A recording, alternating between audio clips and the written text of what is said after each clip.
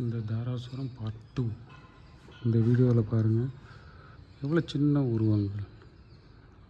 என் கை விரல் அளவு தான் மொத்தமே. என் கை விரல் அளவு தான் இந்த சிற்பமே இருக்குது. அதில் கண், மூக்கு, வாய், காது எல்லாம் வச்சு அவ்வளோ அருமையாக. அதை விட பாருங்கள், ஒரு சின்ன விரல் அளவு தான் இந்த சிற்பம். அதுக்கு பார்த்திங்கன்னா கண், மீசை, மூக்கு, காது, ஒட்டியானம், கையில் ஏதோ ஆயுதம் கும்பிடுற மாதிரி அவ்வளோ அழகாக சிற்பங்கள் இருக்குது.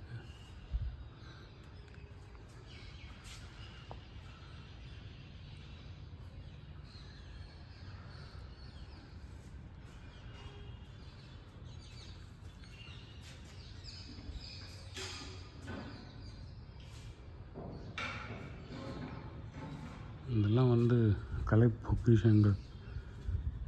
நம்ம தமிழருடைய பண்பாடு, இந்திய பண்பாடு, வரலாறு, நாகரீகம். தாராசுரம், கும்பகோணம். சென்னையிலேருந்து கும்பகோணத்துக்கு 360 ரூபா தான் ஒரு விடுமுறை. 6 மணி நேரம் வந்தீங்கன்னா அதுக்கப்புறம் டவுன் பஸ் எடுத்து இங்கே வந்தால் அப்படியே பிரமிச்சு போயிட்டேன்.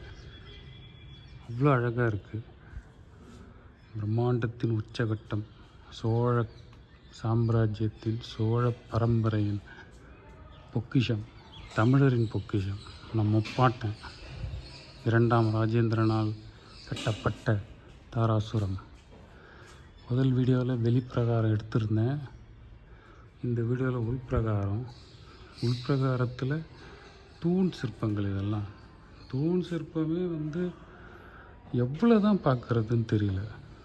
ஒரு நாள் முழுவதும் பார்த்தாலும் மகிழ்ச்சி அடங்காது.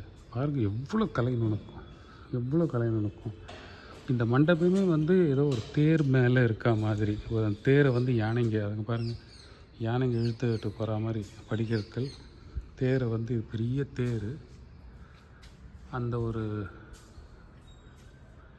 வடிவமைப்பில் இருக்குது இந்த மண்டபம். அதை யானைகள் இழுக்கிற மாதிரி. அந்த யானைகளுடைய பகுதிகள்லாம் செஞ்சுருக்கு கால சக்கரத்தின் சுழற்சியில். இருந்தாலும் இந்த தூண்கள்லாம் மிக மிக அற்புதமாக அப்படியே பாதுகாத்தது போல் இருக்குது. இவ்வளோ படையெடுப்புகள் நடந்திருக்கு தமிழகத்தில். 1143லேருந்து இப்போ 2023க்குள்ளே எத்தனையோ படையெடுப்புகள் நடந்தது. எத்தனையோ கலாச்சாரங்கள் உள்ளே நுழைந்தன. அந்நியர்கள் வந்தார்கள். இருந்தாலும் இந்த கலைப்படைப்புகள் நம்முடைய சோழர் கால பொக்கிஷம், தமிழரின் பொக்கிஷம் அழியாமல் அப்படியே இருக்குது.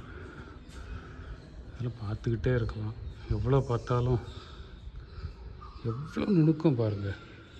இந்த கோபுர கலசம், அதில் இருக்கிற பட்டை வேலைப்பாடு பாருங்க. நான் கிட்ட கொண்டு போகிறேன். அந்த கோபுர கலசம்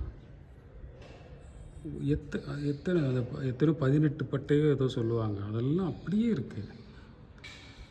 ஆகம முறைப்படி அது மேலே மலர்கள் இந்த மாதிரி.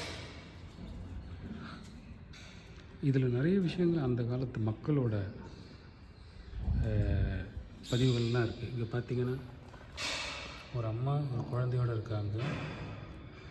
இன்னொரு அம்மா இன்னொருத்தருக்கு குடுமி போட்டு விடுற மாதிரி ஒரு சிற்பம்.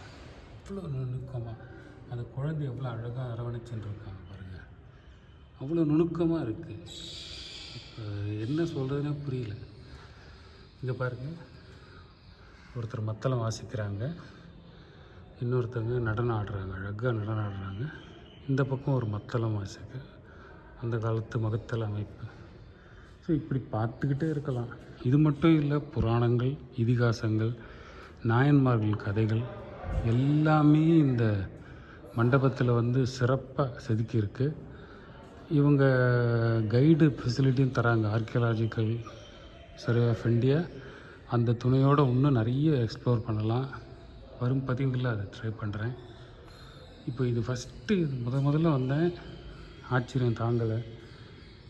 என்ன சொல்கிறதுனே புரியல. நல்ல அருமையான கோடை நாள். இருந்தாலும் இந்த பதிவு நம்ம அனைவருக்காகவும் போடுறேன். ஆதரவளியுங்கள். நன்றி, வணக்கம்.